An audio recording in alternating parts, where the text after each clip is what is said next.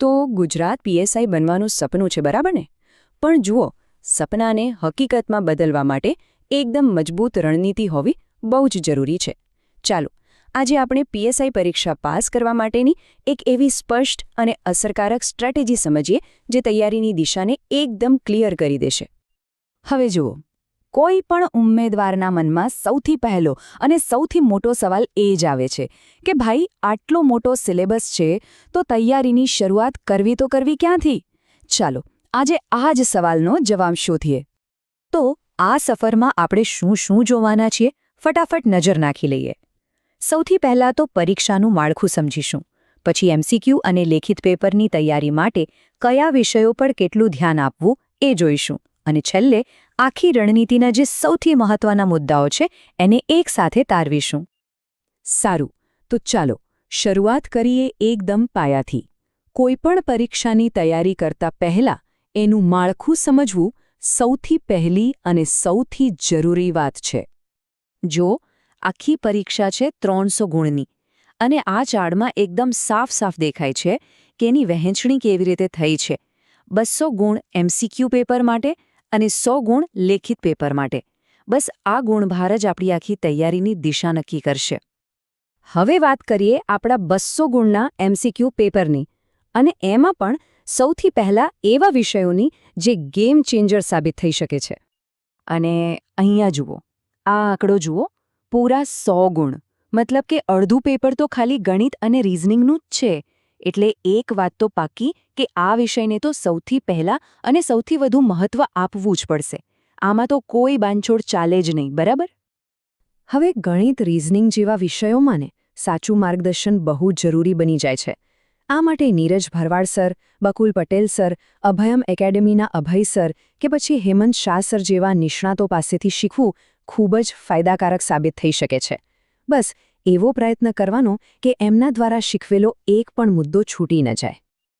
Okay, તો ગણિત reasoning પછી બીજો સૌથી અગત્યનો વિષય કયો? એ છે બંધારણ. પૂરા 25 માર્ક્સનું વેટેજ છે આનું. એટલે આ વિષય પર પણ એકદમ મજબૂત પકડ હોવી જ જોઈએ. બંધારણની તૈયારી માટે નિર્મિત સર કે વિકલ્પ સર જેવા શિક્ષકો પાસેથી ગાઈડન્સ લઈ શકાય છે. અને જો પુસ્તકોની વાત કરીએ તો યુવા ઉપનિષદ અથવા તો કિસ્વા પબ્લિકેશનની કાઝી સરની બુક આ બેસ્ટ ઓપ્શન્સ છે. સારું, તો મુખ્ય વિષયોની વાત તો થઈ ગઈ. હવે એમસીક્યુ પેપરના જે બીજા વિષયો છે એના પર આવીએ અને જોઈએ કે એના માટે શું કરવું જોઈએ.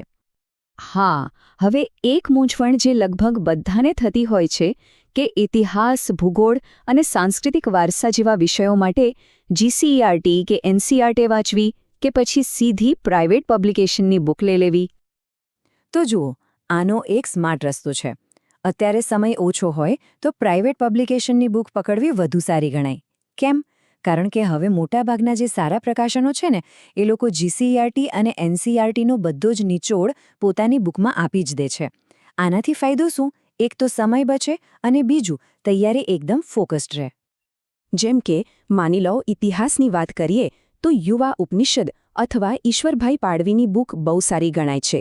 અને એવી જ રીતે ભૂગોળ માટે કેસવા, યુવા ઉપનિષદ કે પછી વર્લ્ડ ઇનબોક્સ જેવા પ્રકાશનોમાંથી કોઈ પણ એક પસંદ કરી શકાય. અને કરંટ અફેર્સ એના વગર તો કેમ ચાલે? એના માટે યુટ્યુબ પર રાજેશ ભાસ્કર સર અથવા મનીષ સિંધી સરના વિડીયોઝ એકદમ બેસ્ટ છે. આ ઉપરાંત એક માસિક મેગઝીન ટુ ધ પોઈન્ટ એ પણ બહુ જ સરસ કામ કરી રહ્યું છે અને ભાવ પણ એકદમ વ્યાજબી છે. વિજ્ઞાન અને ટેકનોલોજીની વાત કરીએ તો યુટ્યુબ પર આક્રમ સર અથવા ટીચિંગ કિશન સરને ફોલો કરી શકાય. અને બુક્સમાં યુવા ઉપનિષદ કે જ્ઞાન લાઈફ સારા ઓપ્શન્સ છે. હવે જુઓ, અર્થશાસ્ત્ર અને પર્યાવરણ જેવા વિષયોમાં આખી બુક વાંચવા બેસવાની જરૂર નથી. અહીંયા થોડું સ્માર્ટ વર્ક કરવાનું. અર્થશાસ્ત્રમાં બજેટ, સરકારી યોજનાઓ, પંચવર્ષીય યોજનાઓ અને પાક્ષિક, બસ આટલા પર ધ્યાન કેન્દ્રિત કરો. અને પર્યાવરણમાં જે આંતરરાષ્ટ્રીય કોન્ફરન્સ થાય છે અને ભારત સરકારની જે પોલિસી અને નિયમો છે એના પર વધુ ભાર આપો. ચાલો, તો એમસીક્યુ પેપરની વાત પૂરી. હવે આવીએ પરીક્ષાના બીજા અને એટલા જ મહત્વના ભાગ પર, એટલે કે 100 ગુણના લેખિત પેપર પર. આ સ્લાઇડ જુઓ, એકદમ ક્લિયર છે. લેખિત પેપરમાં ગુજરાતીનું વજન કેટલું બધું છે.